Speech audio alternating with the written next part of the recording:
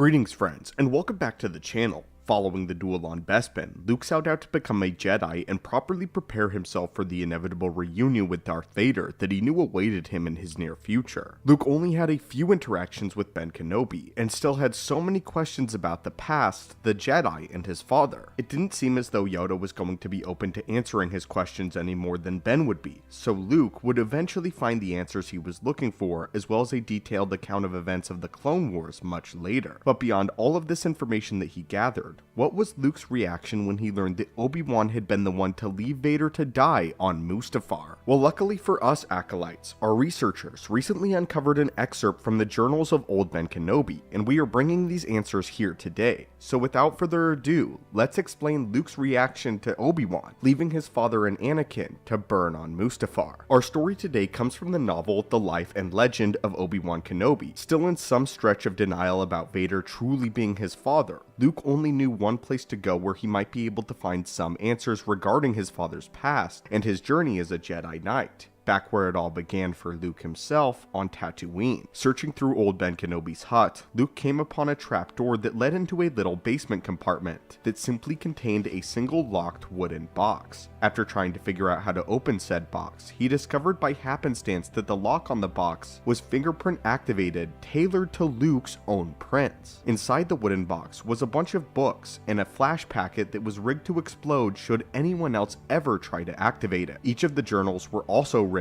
in the same manner, with a fingerprint lock and a flash packet on the inside of the covers. There was a note written in the journal from Obi-Wan explaining that these books were specifically written for Luke to carry on and with the Jedi in the future. Excited, Luke would begin skimming through the journals, which contained information regarding the Clone Wars, Obi-Wan's early life training, instructions on how to build a lightsaber, and much more. Though what the young Skywalker was looking for in particular was anything with the words Anakin Skywalker or Vader in them. Unsuccessful in the initial search, Luke would settle for reading it from the very beginning. While reading, Luke was tenaciously attempting to find some admission from Ben that Vader was his father, but the way Obi-Wan had written the book made it frustratingly vague. For example, a passage such as this was all Luke had to go off of, and then the purge began.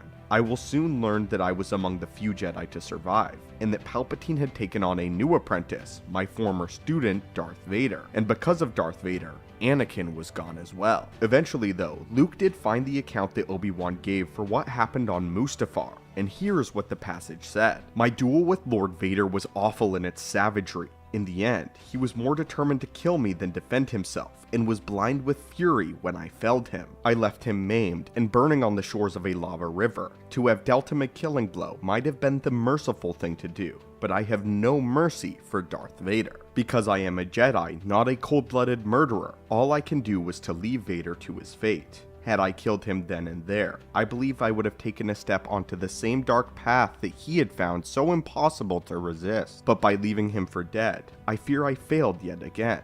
For I soon learned that Vader had survived, in a fashion at least. Like the late General Grievous, he is mostly machine now, a malevolent construct of pistons and gears, plastoid and wires. His mortal remains fueled by the dark side. The galaxy will never know peace until Darth Vader and the Emperor breathe their last. Luke was shocked and absolutely flabbergasted by this news and Obi-Wan Kenobi's viewpoint of the duel on Mustafar. The entire time he had been reading, he only realized afterwards that he had been holding his breath. A flood of emotions and questions filled his mind about the account that he had just written, but what he was mainly focusing on was Darth Vader. The book goes on to tell us that Luke understands how Obi-Wan felt about Vader and why everyone felt this way about Vader. Luke knew that his father was a killer. He had tortured Han Solo and Leia, maimed Luke, and invited him to join the dark side. According to most logic, Luke should hate him just like everyone else. But deep down, Luke didn't. Rather than horror or anger when thinking about the Dark Lord, Luke instead pitied him. He felt sorry for Vader, and his heart went out to him. Obi-Wan had decided to let the will of the Force decide what Anakin's fate would be, but Obi-Wan didn't anticipate that it would have ever let him live. Because of that, Ben's heart had become hardened towards his former apprentice. But for Luke, who still wasn't 100% sure that Vader was his real father, still felt sorry for the man, as a true Jedi would have. This pity would be the drive for Luke's decision that he would not simply slay the Dark Lord of the Sith, but become a beacon of hope and love for his father, to use the Force for compassion the way that a Jedi should. And in the end, Luke hoped that this too would make him a Jedi. He would find Vader and bring him back to the light.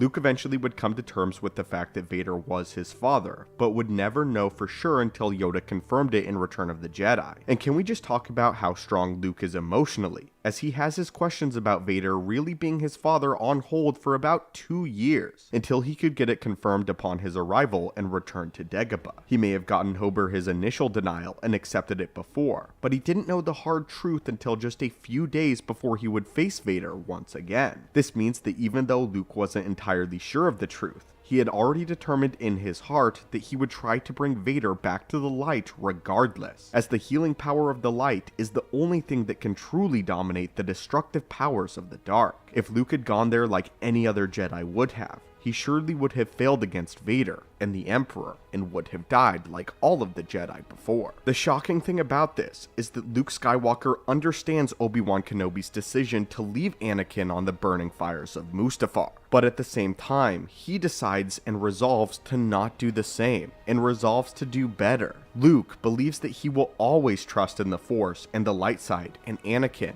and again, he holds no blame for Obi-Wan leaving Anakin on Mustafar, but it is this defining moment where he reads this passage that Luke decides that he must redeem Darth Vader at all costs. But anyway, my friends, this was Luke's thoughts on learning how Obi-Wan left Vader to die on Mustafar. But what do you think of this book and his reaction to this news? Do you believe that he was correct in his way of thinking? Or do you believe that he deserved to be a little more angry at Vader or Obi-Wan than he was? Let us know in the comments down below. And as always, my friends, may the Force be with you, and I will hopefully see you in another video.